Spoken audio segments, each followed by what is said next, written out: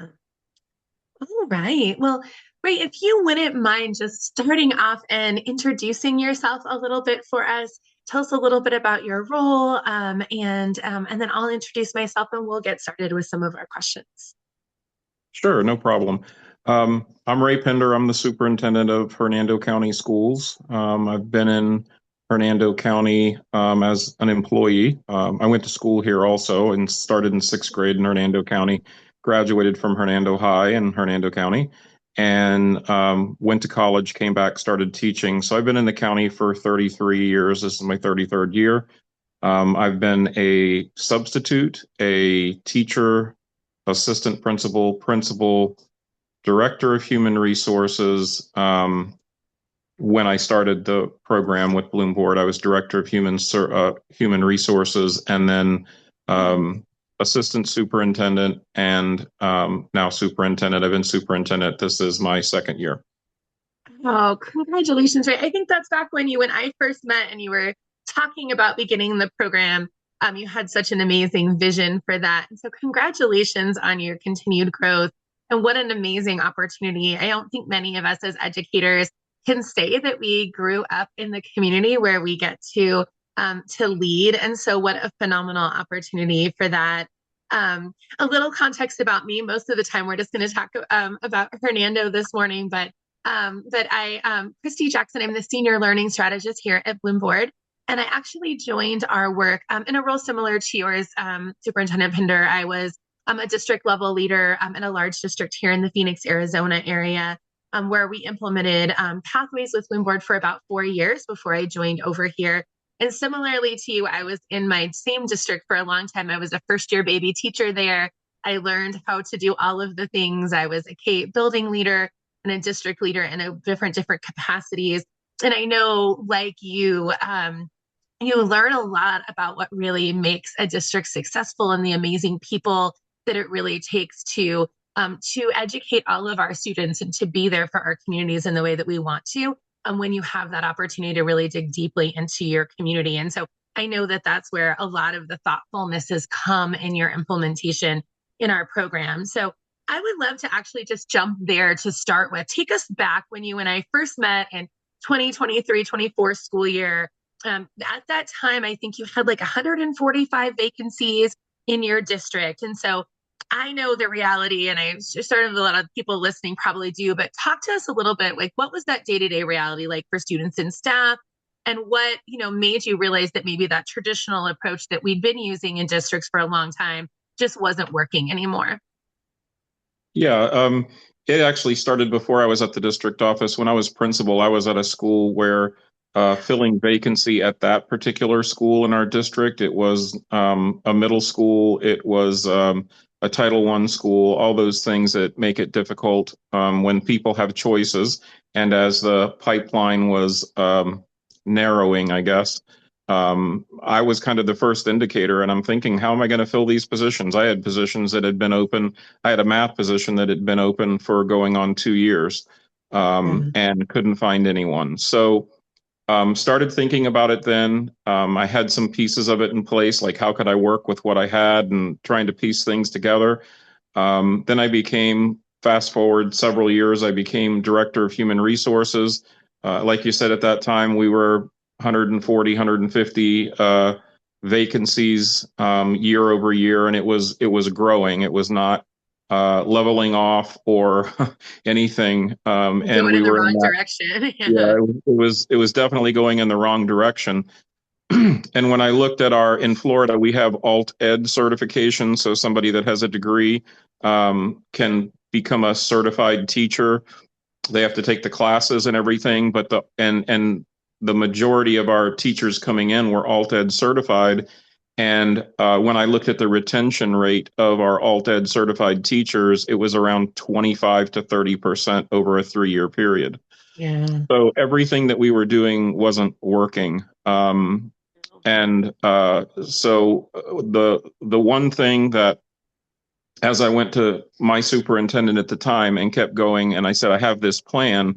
The one requirement for my superintendent is it couldn't cost anything more than we were already spending.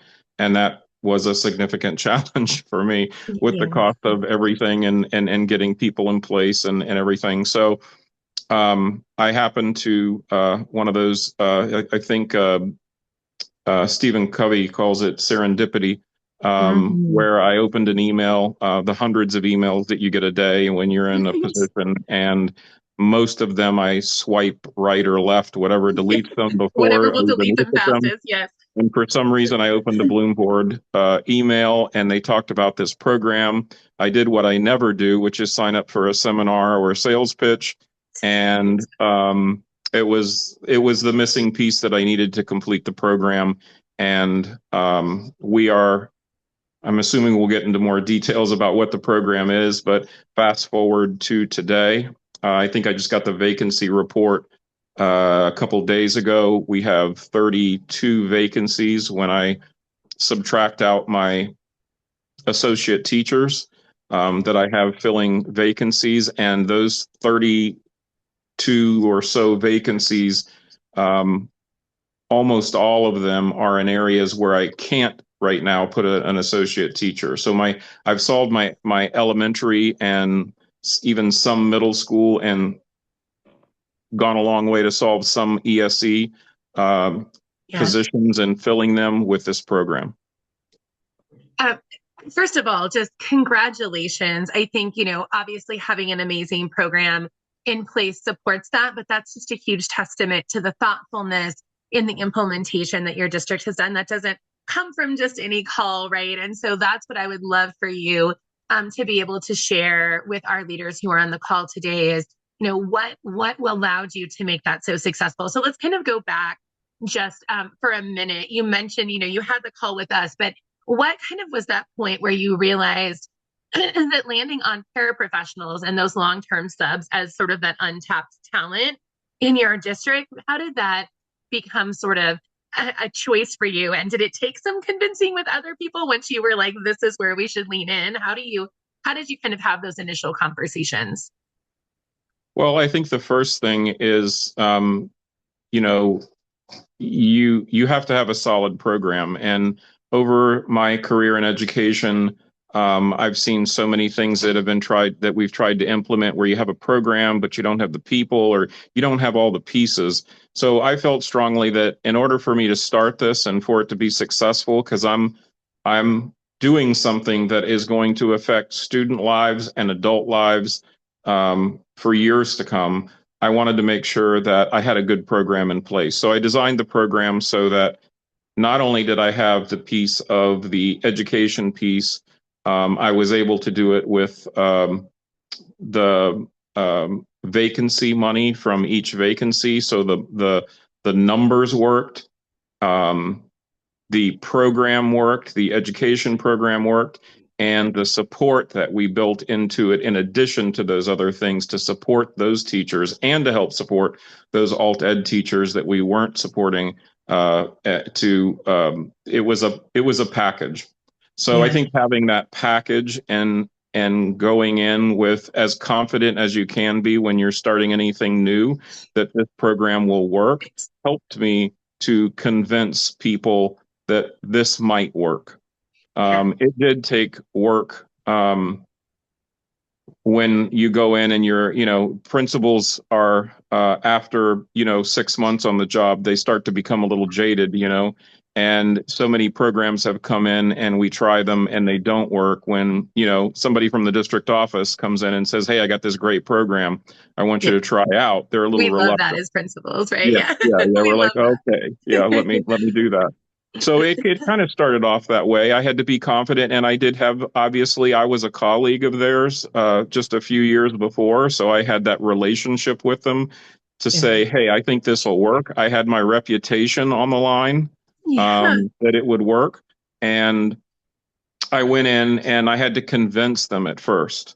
But I will tell you, in a very short amount of time, within a year, um, we started to see, and today even, we have principals calling saying, "Hey, can I have an associate teacher?" Yes. So they're contacting us to have associate teachers fill vacancies. As a matter of fact, if people on the line know that there's a certain time of the year that you have to um, decide whether teachers are coming back or not, or staff is coming back, or non-reappointment time, or whatever you call it in your district.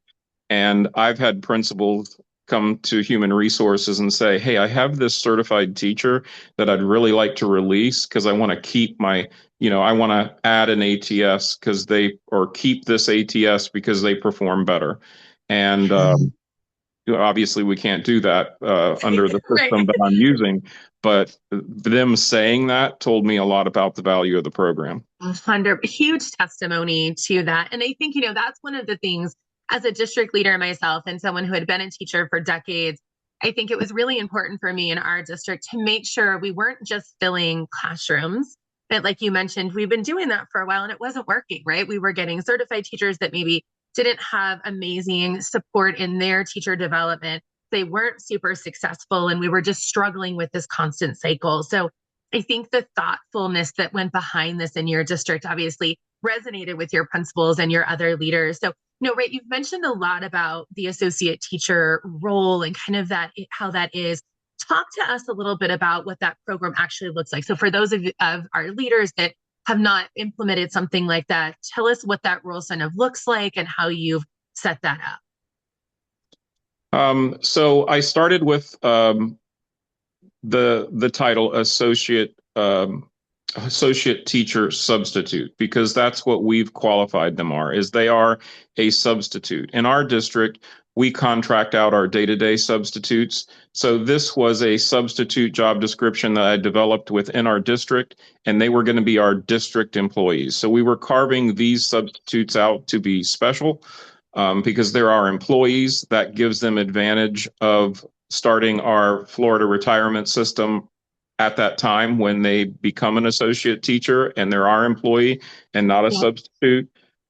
We paid them more an hour. We started them at $21 an hour as a associate teacher, and they had to agree to complete all the college work through BloomBoard and Lake Erie and now Barry University to get their degree in elementary education. They signed a contract with us that they would do that.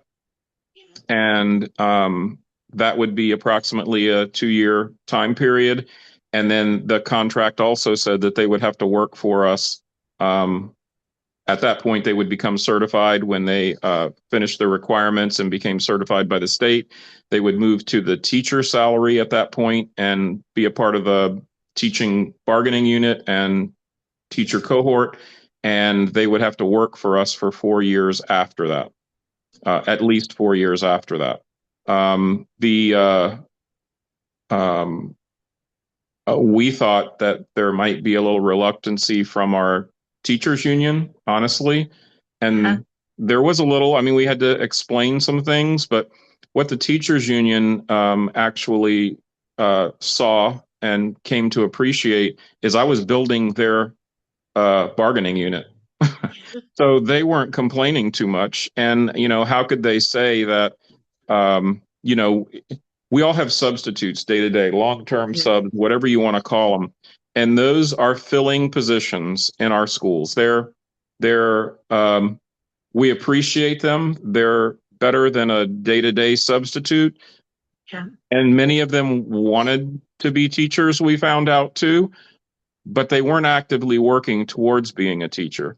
So to me, the difference between having a sub in a class and an ATS in a class, and I brought this to the community this way too. Yeah. Yes, the situation that we're in right now, we cannot find teachers. So our choices are, I can have a substitute in there that may be a very good person and everything, and they may be in there for 9 weeks or a week or 10, whatever.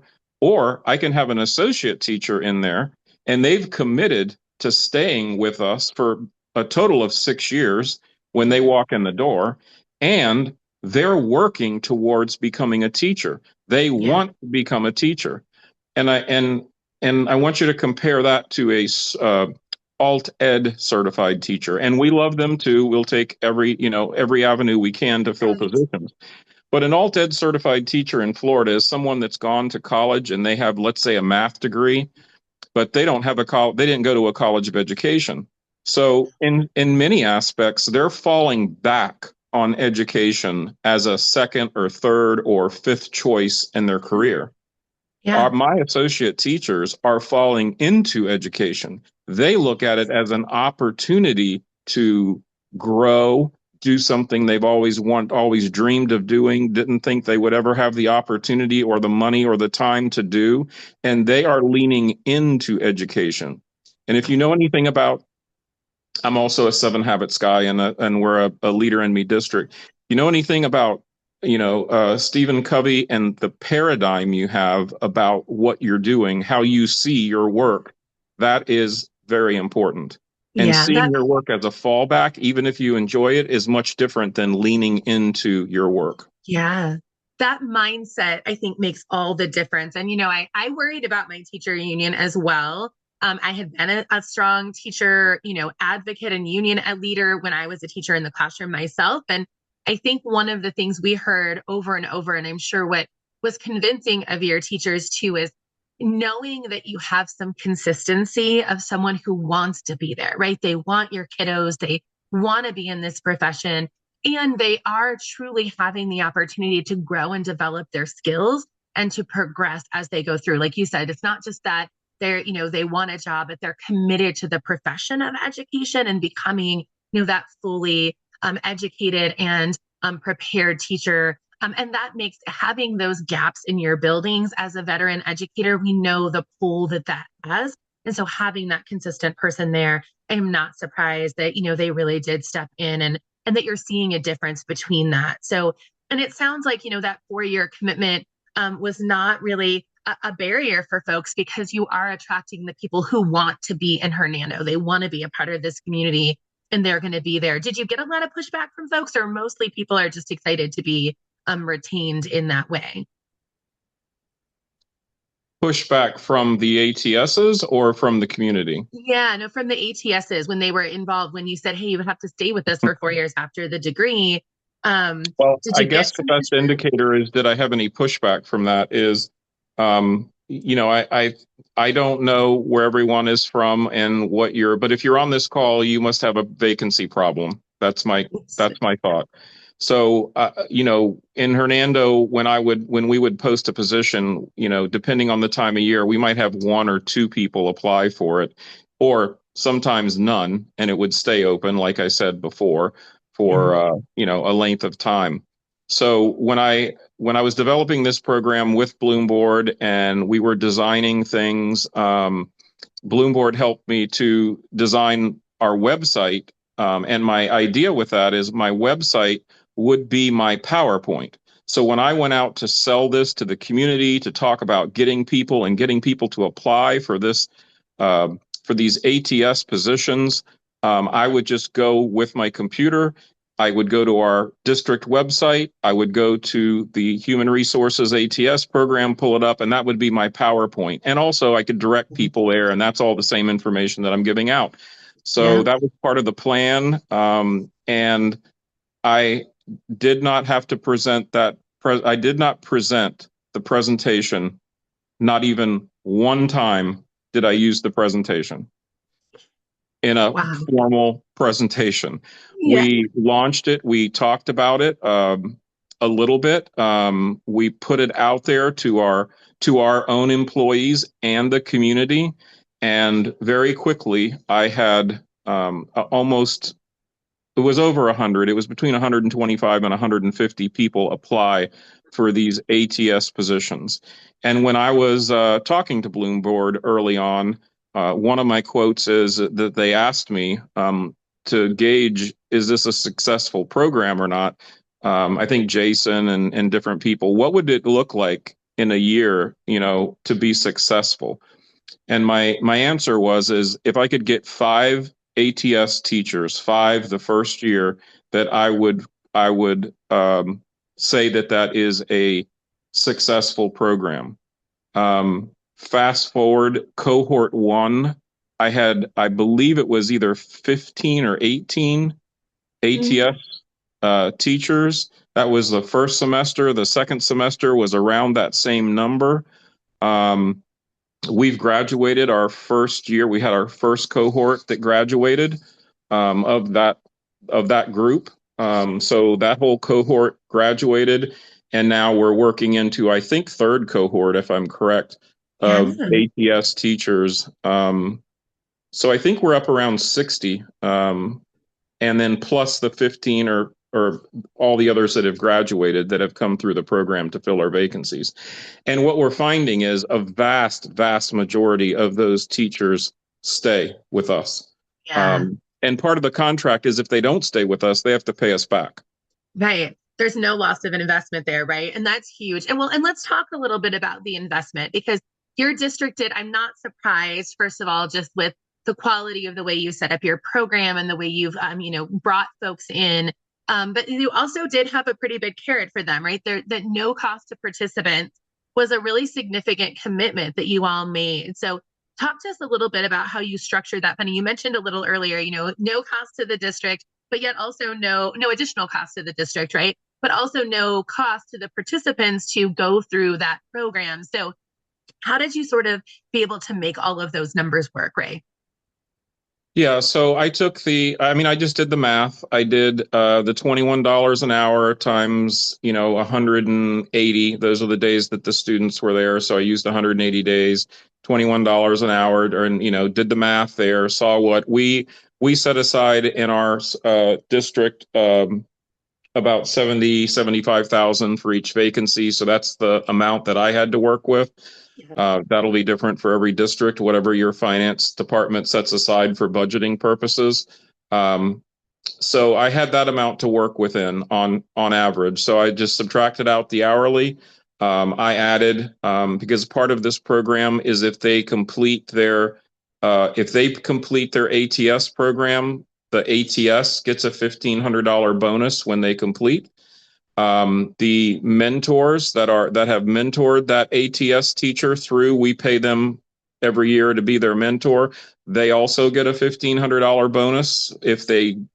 if that ATS graduates and they've mentored that ATS. Love that. Um, and we have a lot of supports, other district supports for our ATS too. But so all of that money I just calculated into the cost of going to getting their degree.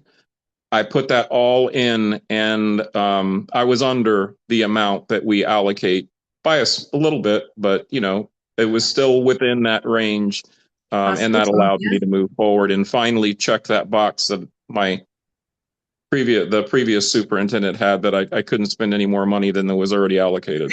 Right. I think sometimes we forget as leaders, all of the costs that we are already, having to allocate for. And I'm sure everyone on the call, if you've got a certain number of openings, if you've got 10 openings, you need to budget for 10 initial teacher salaries, at least into that. And, being able to work within that realm when you are creative with, how you're bringing them in, right? Not only were you able to cover the cost of those participants, but really all of the supports that needed to happen for those participants to be successful and to become the really quality teachers. I mean, it's really a testament. And I think one of the things that we find in conversations with districts is just trying to think about not differently about the amount of money we spend, but how we spend it and what we're actually getting in return from that. So I know that's a huge thing. So kudos to your team for not only for doing the math, but for your team for being willing to kind of think differently about how you've always done things in the past. So I know that that's hard. So, well, before we jump in a little bit further, talk to me. What was the hardest thing to get going when you designed the program? Was it, getting that buy-in? Was it partnerships or logistics, or where did you kind of have to push the most? And, did you have to go kind of back to the drawing board for any of these cohorts, or has it been pretty successful each time? Well, I mean, it's been successful, but I mean, we were kind of the tip of the spear with BloomBoard, so I mean, we had to work some things out. But I think the biggest hurdle for me, the thing that sticks out in my mind, was that like I said, I had to convince the superintendent that this is worthwhile. I had to convince them that I had thought about every angle and talked to different people about, the state coming in and saying, "Oh, you didn't do this or you didn't do that or this isn't right." So I had to make sure, and I had a team of people working with me, obviously some really talented people that helped me troubleshoot all those things and look at everything. And then I had to convince the board because Yeah. it is a risk. And then I had then the community because I had the chance of the community saying, well, you're, gambling with our money with this group. Right. But, my comeback is, well, I gamble every time I hire someone and that 70% of them don't come back and I have to rehire. That costs money. That costs Yeah. training. That costs starting over. It costs um, precious moments of student learning. There's a Yeah. lot of cost associated with those things. But, you know, that I think a lot of those things is because it was new. I couldn't say, hey, it worked in this county or it Right. worked over here. The thing that I would say to the people on the call is you can point to multiple people now and say, this isn't like me going out on a limb. This has worked in other places. And if you're in Florida, it certainly's worked in Florida. And this is not the Florida, um, you know, men, teacher education program. This Right. is the apprenticeship program. This is our own program that we developed. Yeah. And honestly, it's a quicker route, and I believe a less expensive route than what the state plan is. Hope Yeah. there's no one from FLDOE on the call. we we won't tell them. But Okay. Ray, I will say it's just to kind of take that off of just Florida for you. We found the same thing, right? We did, and I will tell you, in my role as a senior learning strategist, I have the amazing benefit to work with district leaders across multiple states. And in many of our states, I know Hernando, for those who are not familiar, is a very large district in comparison to some across the nation. My district was sort of a middle size, but we work with lots of districts that are very small. They might have two schools, right? And I think that's part of what was beneficial for me as a district leader partnering with the BloomBoard team is we really did have the opportunity to consider what was my specific needs and to be able to tailor that program specifically for them. And so for you, I know every district's needs are different. All of the district superintendents that I work with have different dynamics that they need to work with. But when you were implementing this, you mentioned, you were one of our first big adopters of this program years ago. In at that time and even coming forward, how has BloomBoard sort of been a support for you in that program? What did you need for yourself as a district that we were maybe able to provide that didn't have as you were initially thinking through the program? I think that what that did for me is I then and still feel that, and I've said this a couple of times, that BloomBoard is a partner in what I'm doing. And I know that a lot of people use that very loosely. You go to a conference and they say these are our business partners instead of, because the word vendor, I don't know, sounds a little negative. Right.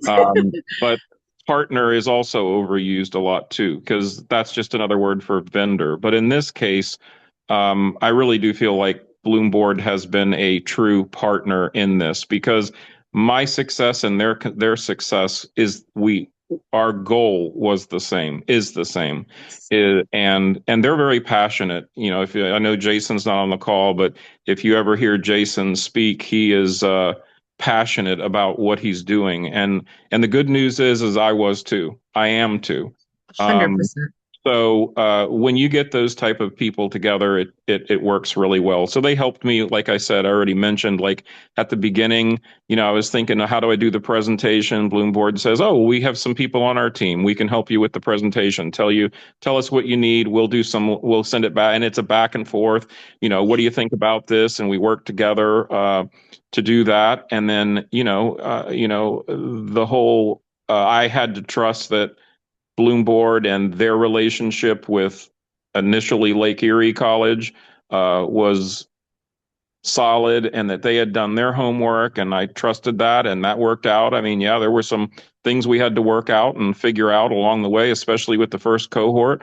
Yeah. But after we worked them out for the first cohort, the second cohort went, even better. Even better. Um, Yeah.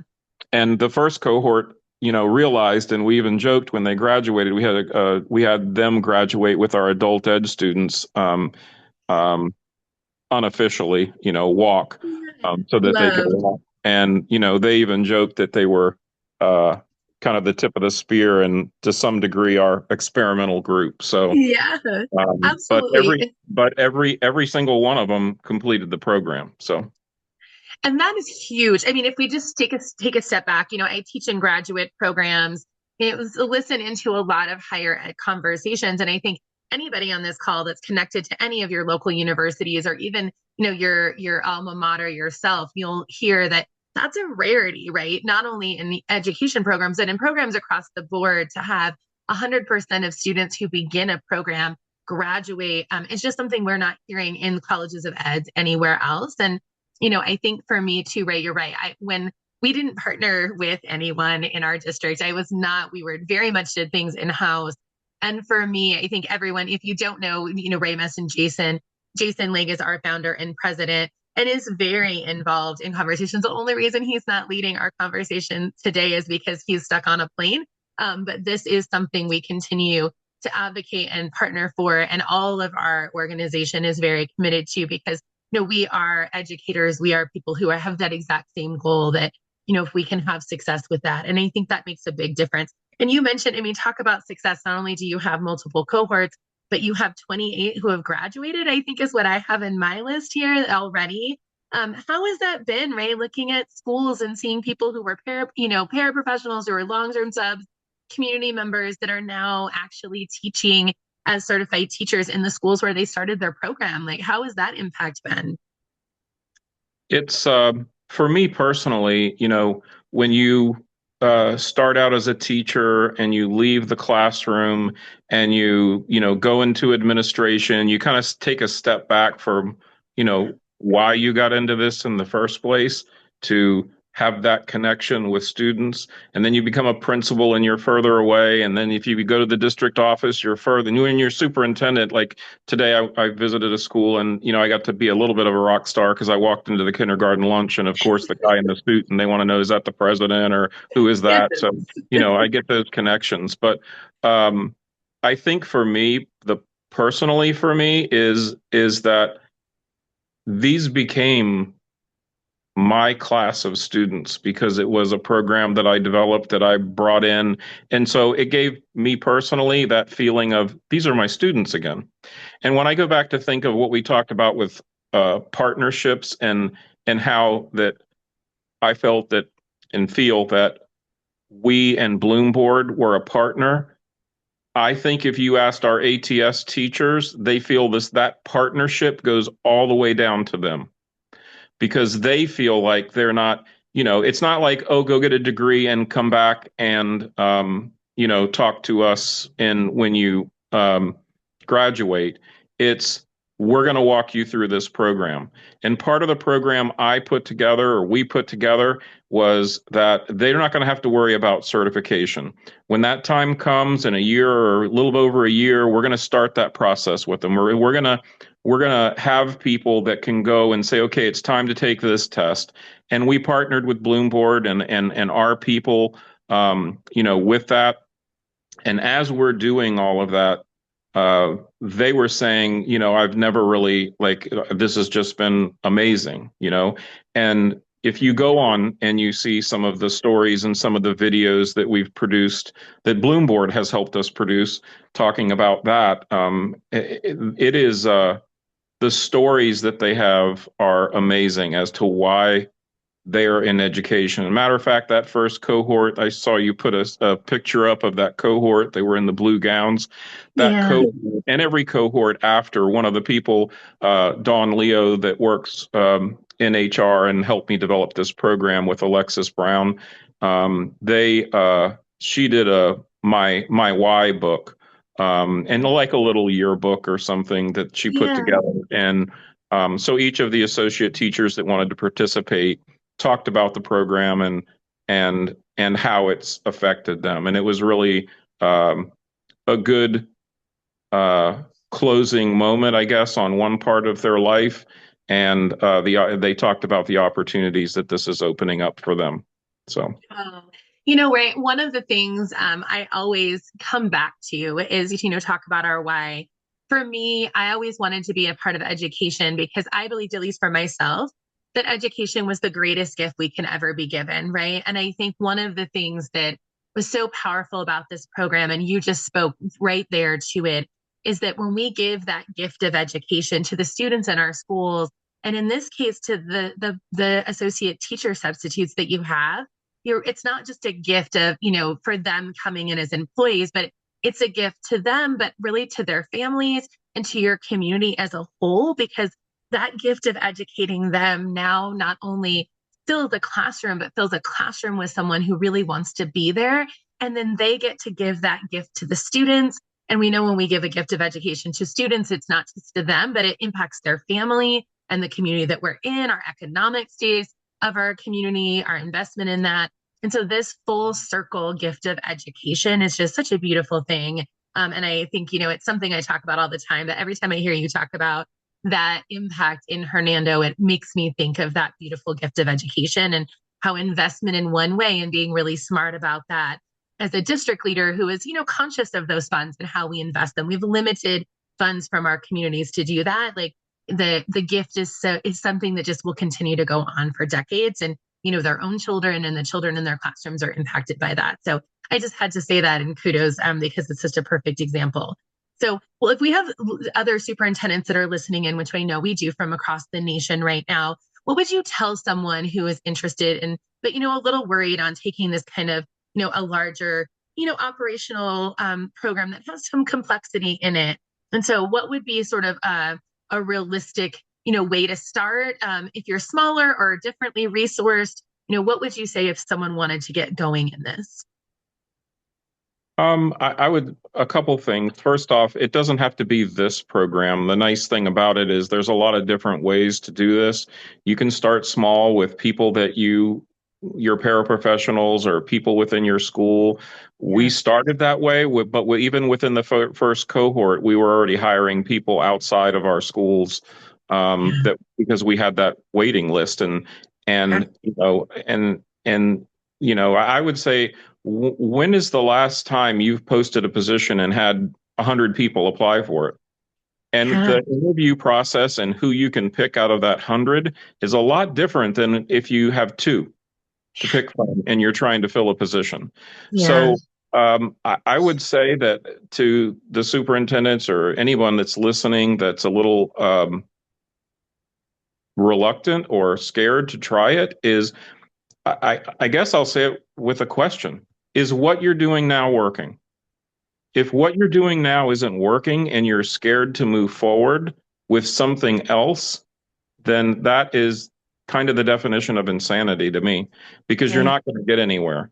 And it isn't that you don't have, I mean, I tell people all the time, if you have a question, reach out. If I'll give my phone number. I have people in my human resources department that I had to give this baby to when I moved out of human resources and became superintendent because I couldn't do it anymore. And they developed the program with me.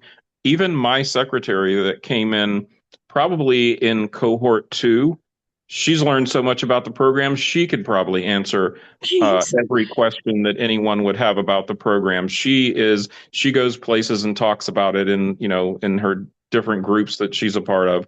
And our community is starting to talk about it. And so we don't even have really, and I mean, I think we do have an active position that's still out there, but we still have people applying for it, and we're not even advertising.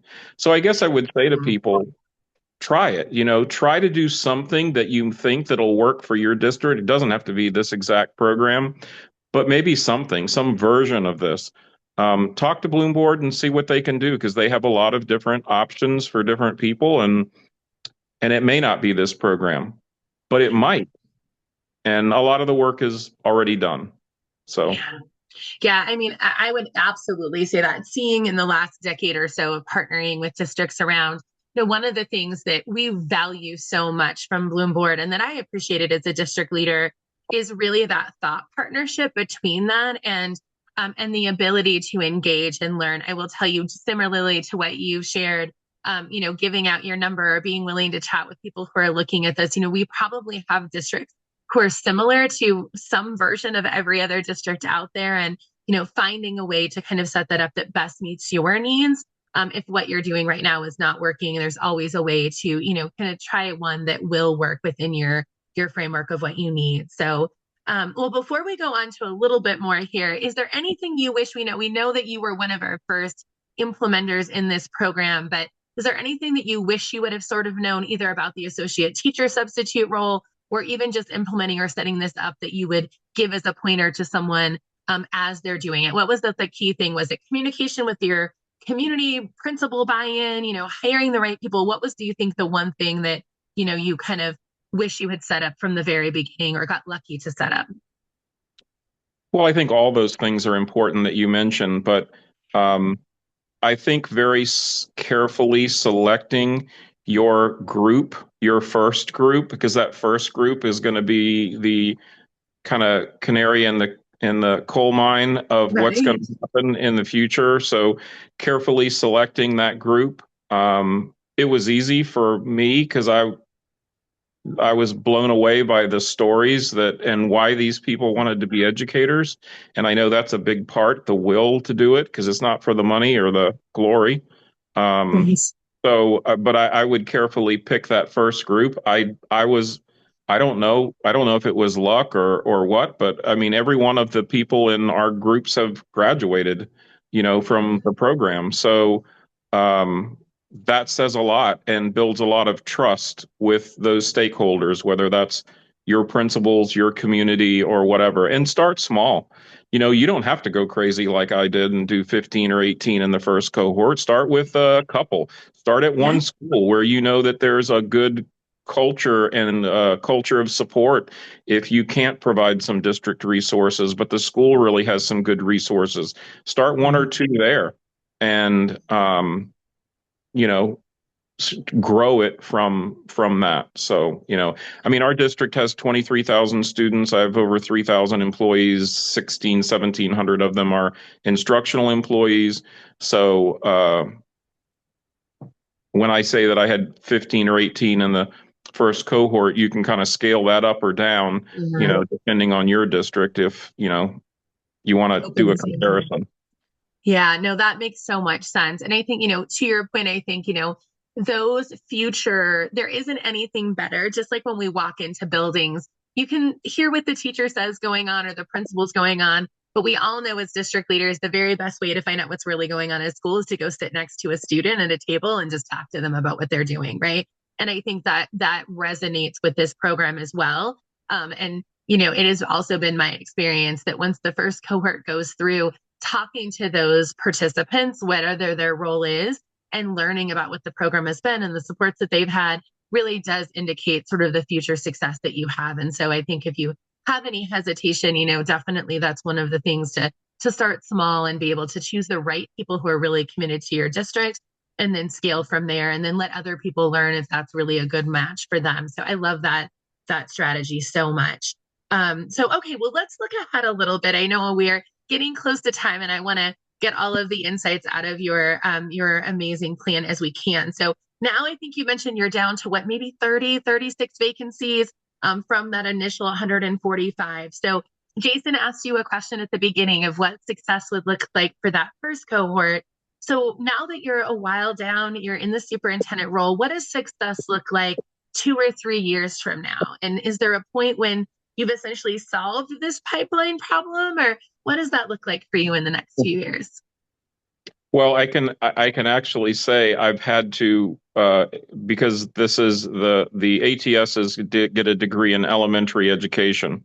So I've had to kind of scale down a little bit with the associate teachers because I can't have no openings in my district for certified teachers to apply for. Right. So within the last year, I've had to say to my HR department, like, okay, we need to kind of, think about this, and we don't want to have the teachers union upset that we don't have any positions for people to transfer to or for certified teachers to be a part of. So I mean, it was a good problem to have that, Yeah. our success led to the like, okay, we gotta maybe think about this differently or slow down on our cohorts.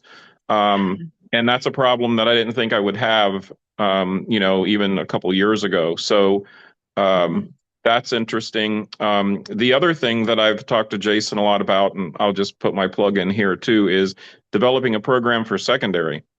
Yes. Because most of my vacancies right now are in secondary, Yep. and I've I really have solved my vacancy problem in elementary, Yeah. and if I can do that, I mean I really believe that I would be at almost zero vacancies. And there was a time,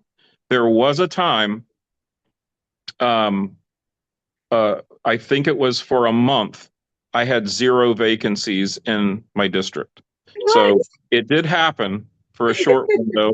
I know most superintendents and HR directors, if you have vacancies, would appreciate that at least it did occur. Right. You can mark it, at least if it was only a little bit of days, you can mark Yeah. that off. So, what a different conversation, right? To be able to have with your leaders and your board to say, we want to make sure that we're still an opportunity to move around because we have such interest. And I think, again, a testament to that program. And obviously, the need for secondary is huge. And that's one of the things that, again, I really appreciate about our university partners. For those of you that don't know, these are not university partners in our program that we're just tagging into an existing program that a university needs to fill seats for. These are very specific. Ray mentioned a couple of different university partners that we partner with in Florida. And that's because they are the specific programs and they're universities that have developed a program specifically with these students in mind, right? They haven't just layered this on top of what already exists, but they've created a program specifically to remove barriers for their participants who are going to be working full time, who are seeking, that ability to become certified and who have the ability to demonstrate competencies working with students every day. And so removing barriers like the number of days they have to attend classes or that they are not writing hours of spending time writing a paper where we would rather them be planning for their classroom and maybe recording a lesson that they're doing in their classroom. So that ability to have that. And so keep putting your plug for secondary, right? Because I need it in my district too. So we're going to find an amazing partner that will do that. And that's, has what kind of led to early childhood and some of those others, I think is the push from our districts of what the needs are. So amazing problem to have. So talk to me a little bit about, you've mentioned this a little bit, beyond just filling vacancies, I have to imagine that there's been some broader cultural shifts in your district as you've been investing in people and, you have having those different conversations now. So talk to us about, if you look back at 2023 and 24 and now, how has this sort of shifted just the broader conversation of the culture in Hernando? I think that it's given me an opportunity to make more connections with the community when I'm going out and I'm talking about it. And then it makes the community feel like, so let's say I go out and I talk about the ATS program. I mean, I'm not selling it. I'm just saying, hey, I didn't, you guys know we have this program. And I'll have people say, stop me afterwards and they'll say, oh, my grandson, would be great for that program. My daughter, we have stories now of,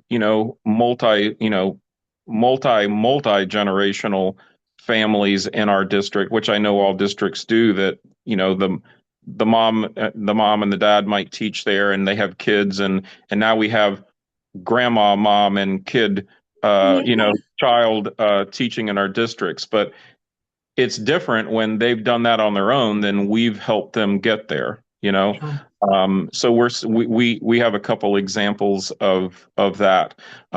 We also have in our high schools, three of our high schools now, we have teaching academies. So the students Mm. that are in high school can belong to a teaching academy. And when we started that, I mean, I was a little reluctant because I was a middle school principal and for forever, some K-8 experience too. But I didn't think our students would want to be teachers. And I was wrong. I was dead wrong because Mm. we have now expanded that to three of our high schools. So we have a pipeline of we're teaching our students right now. They're going to elementary schools if they're in high school, and some of our campuses are situated where there's a high school and the K-8 is on the same like property, so they can Yeah, walk to the K-8, and they go through our teaching program in high school that are now a part of our ATS program. They go from high school. They can be a para for a year if while they're finishing their AA degree, because many of them are dual enrolled. They finish their AA degree. They start as a para. After that, if everything's good, the principal approves, we can move them into the ATS program, and they can become a teacher and have, between dual enrollment and this program, they've paid nothing for their bachelor's degree. What yeah, type of loyalty does that give you for the community that you've done that for not only someone in the community, but your own students coming up?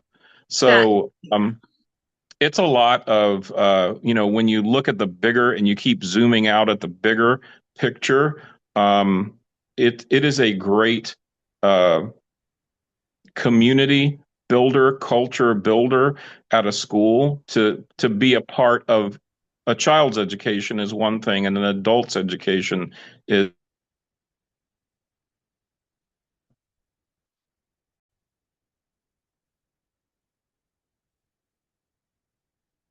Think we might have lost Ray for just a second there. Hopefully he will pop back in.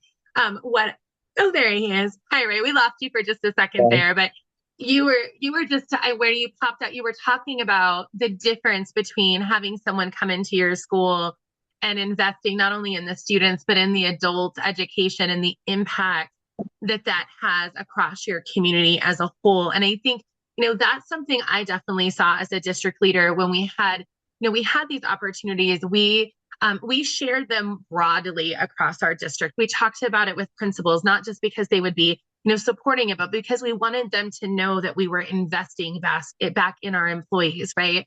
And I think that you mentioned it early. These are public funds, right? Our community pays for our schools and contributes to the dollars that we have. And I think all of us as district leaders want to be really good stewards of those funds and to be able to talk to the community that we're not just using the funds to support the students that are in our buildings each day, whether they're kindergartners or high schoolers, but we're reinvesting in the community and the adult learners that are here and the impact that that's going to have on the broader community as a whole. I think you said that beautifully, even as you were heading out there, that that I think that investment changes the conversation that you have with your board and your community, as they see how you're utilizing those funds. And so just kudos to you and your district and like really your leadership and the thoughts around how we use these funds in the best way to be good stewards of them and have a positive impact on everyone, right?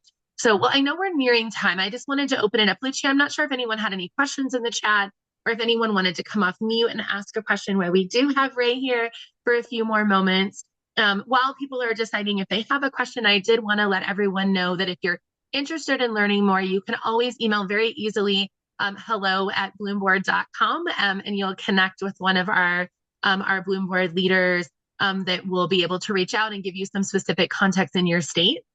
As Ray mentioned, some of these things are Florida specific, some of them are not. But what's the amazing opportunity here is we do have someone who is a specialist in your area who will be able to kind of give you connections to other districts who have been working. As Ray mentioned, he's talked to a lot of leaders and a lot of people through these years over, as I know I did as well. Our leaders tend to really be happy to share context and how they've set this up and how they've made it work, because it has had such a positive impact on their communities. So super happy to connect anyone. If you have further questions to follow up, a great way to start that is at hello@bloomboard.com. If anyone else has any additional questions, feel free to come off of mute and ask. Otherwise, Ray, I will just give you the opportunity. Is there anything else that we've not asked you about or anything that you would want to share with folks that are thinking about this, or to kind of just kudos back over to your team before we send you off for the rest of your very busy day? I know. No, I mean, I think I've talked a lot. I would like to say though that if people have questions, if they want to, talk to me, off of this call or contact my human resources department. You can ask for Dawn Leo or Alexis Brown or me. And if you want to share my contact information, you can reach out to me with if you have specific questions or just want to talk about it a little bit more. Sometimes people get off a call and they think, "Oh, I should ask that," or "What about this?" Yeah. Just let me know. Thank you for that gift. I mean, really, truly, everyone that's on the call, but specifically to you, Superintendent Pinder, thank you for the gift of your time. We know all of us as educators, it really is our most valuable resource that we have on top of the money, right? Is the time that we spend not only investing in a program like this, but in your willingness to share with other leaders. So thank you so much for the gift of your time this morning. And sharing all the thought work that you put into this. It's super helpful. And just congratulations on your graduates. I know you're going to have another group coming up shortly here that will be moving forward there. And so we will be cheering them on. And everyone else, thanks for hopping in today. We hope to hear from you if you have any questions and can support you at all. So thank you, friends. Have a wonderful rest of your day. And Ray, again, thanks for the gift of your time today. Thank you. Everybody have a good day. Thank you.